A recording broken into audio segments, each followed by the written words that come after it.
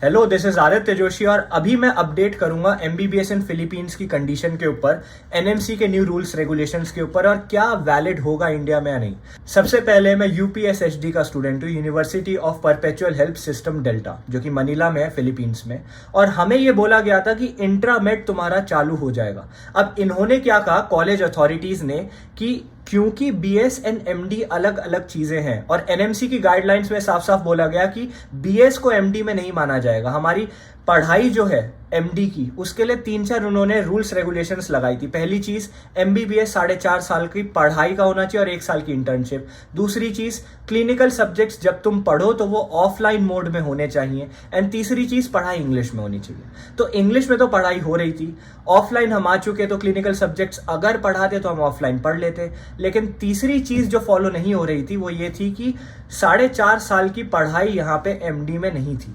4.5 साल की पढ़ाई यहाँ पे टोटल थी बीएस प्लस एमडी मिला के, जिसमें 1.5 साल का बीएस था, 3 साल का एमडी था और 1 साल की इंटर्नशिप थी।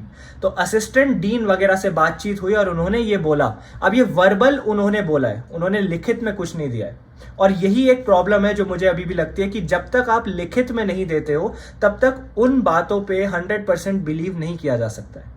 तो उन्होंने ये बोला कि इंट्रामेड चालू हो जाएगा। इंट्रामेड में नॉन क्लिनिकल सब्जेक्ट जैसे एनाट और न्यूरो एनाट जैसी चीजें इंट्रोड्यूस कर दी जाएंगी, माइक्रोबायोलॉजी पढ़ा दी जाएगी और बीएस एंड एमडी के बीच में एक बफर जोन टाइप बन जाएगा इंट्रामेड। इंट्रामेड का यूज क्या है, इन्होंने ये बोला, इससे हम ये बोल पाएंगे कि बीएस में हमने कोई ना कोई सब्जेक्ट पढ़ाया है एमबीबीएस का, ताकि टोटल ड्यूरेशन के लिए बीएस एंड एमडी दोनों को मिला के ड्यूरेशन ले ली जाए। इससे ना तुम्हारी ड्यूरेशन बढ़ेगी और 5.5 साल में तुम एमबीबीएस भी कर लोगे और इंडिया में वैलिड भी हो जाओगे। ये सब बोला असिस्टेंट डीन ने। लेकिन यहाँ पे कुछ प्रॉब्लम्स है। पहली प्रॉब्लम, इंट्रामेड जो चालू हो रहा है उसके लिए कहीं पे रिटर्न इन्होंने नहीं दिया है कि ये चालू हो रहा है, कैसे होगा, कैसे कोर्स डिवाइड करेंगे और क्या क्या सब्जेक्ट्स ये पढ़ाएंगे। अभी इन्होंने क्लासेस डिवाइड करी और कोई भी प्रोफेसर इन्होंने असाइन नहीं किया है। तो हमारी ऑफलाइन क्लासेस चालू ऑन पेपर हो गई है, लेकिन हम एक बार भी कॉलेज नहीं गए। दूसरी चीज जो मुझे अजीब लगी वो ये है कि फिलीपींस में एक लॉ है जिसको कहते हैं रेसिप्रोकल लॉ। वो ये कहता है कि जब तक कोई और कंट्री फिलीपींस के नागरिकों को अपने वहां लाइसेंस नहीं देगी तब तक फिलीपींस उस कंट्री के नागरिकों को अपनी कंट्री में लाइसेंस नहीं देगी।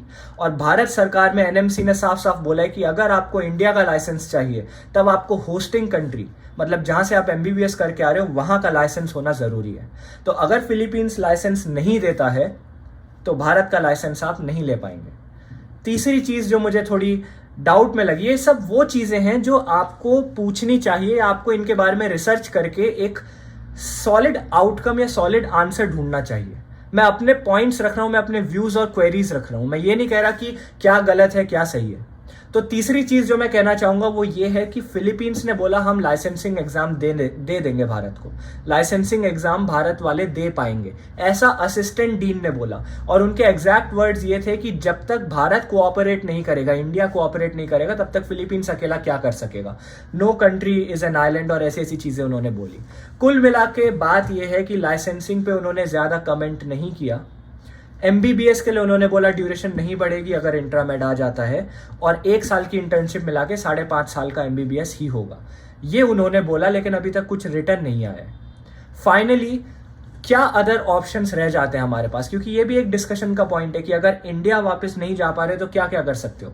तो कुछ लोगों ने बोला था यूएसएमएलई, प्लैब जैसी चीजें आप दे सकते हैं। अब यूएसएमएलई क्या आप दे सकते हो फिलीपींस से कि नहीं, इसके लिए मैं श्योर नहीं हूं। प्लैब दे सकते हो, एमआरसीएस दे सकते हो। क्या एमआरसीएस और प्लैब देने के लिए आपको लाइसेंस चाहिए होता है फिलीपींस का? जो मैंने अभी रिसर्च करी स्टार्टिंग में और जब प्रोफेसर से बात करी, असिस्टेंट डीन से बात करी, तो उन्होंने कहा नहीं, लाइसेंस की जरूरत नहीं होती, आप डायरेक्टली एमआरसीएस एंड प्लैब जैसी चीजें दे सकते हो फिलीपींस से। आपको बस एक बेसिक ग्रेजुएट डिग्री चाहिए होती है जो कि एमबीबीएस डिग्री है। उसके अलावा ऑस्ट्रेलिया जैसी कंट्रीज हैं, न्यूजीलैंड है, जर्मनी है, ये बहुत सारी कंट्रीज है जहां पे लोग एमबीबीएस के बाद जा सकते हैं। अगर आपको इंडिया वापस जाना है तो उसके लिए मैं पहले ही बोल देता हूं, यहाँ पे कोई अभी सॉलिड सोल्यूशन नहीं आया है, तो मैं उसके बारे में कोई कमेंट नहीं कर सकता हूं। अपनी यूनिवर्सिटी के बारे में बताऊं, क्योंकि बहुत सारे बच्चे यूपीएसएचडी में एडमिशन लेते हैं और ले चुके हैं। कुछ लोग इंडिया से अभी आए नहीं हैं, कुछ लोग आके यहाँ हमारे ही फ्लैट्स वगैरह में रह रहे हैं। तो अगर मैं यूपीएसएसटी की बात बताऊं तो यहाँ पे ऑफलाइन क्लासेस कुछ सेक्शंस की चालू हो चुकी हैं, जो कि बीएस में है। बच्चे हफ्ते में शायद 1-2 बार कॉलेज जाते हैं बस, और कुछ नहीं है। उस 1-2 क्लासेस में भी बहुत ज़्यादा पढ़ाई नहीं होती है। दूसरी बात जो मैं आपको बताना चाहूँगा, फिलीपींस का टेम्परेचर वगैरह पे मैंने एक वीडियो बना दी थी। यहाँ बहुत हॉट एंड ह्यूमिड टेम्परेचर है, ट्रॉपिकल सी जगह रहती है, कभी भी बारिश हो जाएगी, कभी भी धूप हो जाएगी, लेकिन ये बात का डिस्कशन है। अभी हम एनएमसी वगैरह पे डिस्कशन कर रहे हैं। फाइनली जो मैं डिस्कशन करना चाहूँगा वो ये है कि बच्चे बहुत फोर्स करते हैं कि इंडिया में पीजी करनी है, इंडिया में पीजी करनी है। देखो, मुझे समझ आता है कि इंडिया वापस क्यों जाना है, क्योंकि एक अपना देश होता है और अपने देश से एक लगाव होता है, एक फैमिलियरिटी होती है कि मुझे अपनी कंट्री वापस जाना है, क्योंकि यार अपनी कंट्री से एक अलग प्यार होता है, राइट। मेरी कंट्री है, मुझे वापस जाना है क्योंकि मैं वहां बिलोंग करता हूं। लेकिन नीट पीजी के बारे में कुछ रियलिटीज हैं जो हो सकता है आपको ना पता चली हो। नीट पीजी में best rank holders, all India rank holders को भी उनकी मनपसंद की सर्जरीज नहीं मिली थी, सिर्फ इसलिए क्योंकि quota and reservation system Bharat में बहुत ज़्यादा है। दूसरी चीज़ जो मैं बोलना चाहूँगा, नीट पीजी में सीट्स कम हो जाती हैं। ये आपको पता है कि जैसे जैसे आप एमबीबीएस से दूर जाते हो स्पेशलिटी की तरफ, एमबीबीएस, फिर नीट पीजी, फिर सुपर स्पेशलिटी, एमसीएच, एमसीए वगैरह जो भी करते हो, तो आगे जाते जाते नंबर ऑफ सीट्स कम होती चली जाती है। एंड जब नंबर ऑफ सीट्स कम हो जाएंगी तो टफनेस ऑफ एग्जाम बढ़ जाएगा, क्योंकि उन्हीं छोटी सी सीट्स के लिए कोटा सिस्टम भी लगेगा। प्राइवेट कॉलेजेस को आप अफोर्ड नहीं कर पाओगे। एंड गवर्नमेंट सीट्स में ऐसा नहीं होता कि आपको सर्जरी चाहिए तो सर्जरी मिल जाएगी। जितने अच्छे नंबर हैं एंड जो आपकी कैटेगरी है उसके हिसाब से कॉलेज अलॉट होगा और उसके हिसाब से आपको सर्जरी मिलेगी। न्यूरो सर्जरी, न्यूरो साइंसेस जैसी चीज़ें जो टॉप मोस्ट लेवल पे आती है वो इंडिया में 3-4 जगह पे ही होती है, और इनकी गिनती की सीट्स है, सिंगल डिजिट सीट्स है। तो ये सब इंफॉर्मेशन जब आपको पता चल जाती है तो आपको एक्चुअली पता चलता है कि एमबीबीएस के बाद पीजी की सिचुएशन खासकर इंडिया जैसी डेवलपिंग कंट्री में बहुत बेकार है एज ऑफ नाउ। तो इसके बाद आपको सिर्फ एमबीबीएस के लिए टेंशन नहीं लेनी है, आपको पीजी के लिए भी टेंशन लेनी है। कहाँ से करोगे, कैसे करोगे, इंडिया से करोगे तो कितनी पढ़ाई करनी पड़ेगी, सब कुछ। और अब नीट पीजी नहीं, अब नेक्स्ट आ गया, नेक्स्ट 1 एंड नेक्स्ट 2। नेक्स्ट 1 के बाद आपको इंटर्नशिप करनी पड़ेगी 1 साल की, नेक्स्ट 2 होगा पीजी के लिए।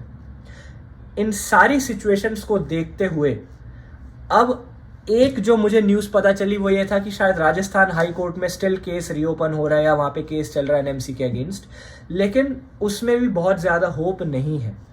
एनएमसी ने बहुत सॉलिड गाइडलाइंस दिए, एनएमसी ने बहुत क्लियर कट वर्डिंग्स दिए हैं जो फॉलो होनी चाहिए, जैसे 54 मंथ्स का एमबीबीएस, इंग्लिश मीडियम और फॉरेन लाइसेंस होना चाहिए, तभी इंडिया का लाइसेंस मिलेगा। तो जब तक ये सारी चीज़ें नहीं फुलफिल हो जाती तब तक किसी भी कंट्री का एमबीबीएस वैलिड नहीं होगा। वैलिड होने के लिए क्या करना है, या तो एनएमसी गाइडलाइंस में कुछ चेंज लाए या एक पीरियड दे दे कि चलो 2022 तक का बैच हम माफ कर देंगे, अगले ईयर से इम्प्लीमेंटेशन होगा। जब तक ऐसा कुछ नहीं करती एनएमसी अपनी तरफ से, या फिर फॉरेन की कंट्रीज अपने लॉज या इंस्टीट्यूशन जैसे यूपीएसएसटी अपने करिकुलम में सॉलिड चेंजेस नहीं लाते, तब तक वैलिडिटी का सवाल बना रहेगा। ये है अपडेट वैलिडिटी एनएमसी और एमबीबीएस अब्रॉड के ऊपर, खासकर फिलीपींस में। अब यूक्रेन के बारे में मुझे एक बात और पता चली कि यूक्रेन वालों ने ये बोला, एनएमसी ने यूक्रेन के बच्चों के लिए ये बोला था कि अगर आपका ऑनलाइन होता है तो हम आपका वैलिड नहीं मानेंगे, इंडिया में आपको ऑफलाइन पढ़ना है। अब वहां पे चल रहा है वॉर, तो बच्चे ऑफलाइन पढ़ने कैसे जाएंगे? ये कॉमन सेंस वाली बात है ना, वॉर प्रोन एरिया में बच्चे ऑफलाइन पढ़ने कैसे जाएंगे?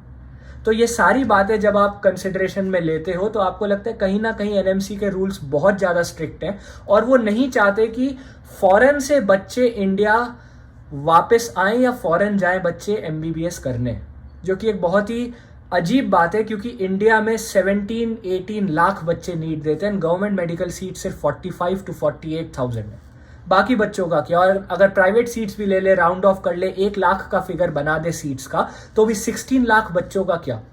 वो उनके लिए तो डेड एंड हो गया ना। तो फॉरेन मेडिकल ही एक ऑप्शन बच जाता है उनके लिए, कंसिडरिंग कोटा सिस्टम है, ईडब्ल्यूएस और बहुत सारे रिजर्वेशन सिस्टम्स है इंडिया में, जिसके बाद government medical seat for a general category candidate बहुत कम बचती है। ये था आपका अपडेट रिगार्डिंग एवरीथिंग। जैसे मुझे कुछ पता चलता है मैं आपको बताऊंगा। Thank you.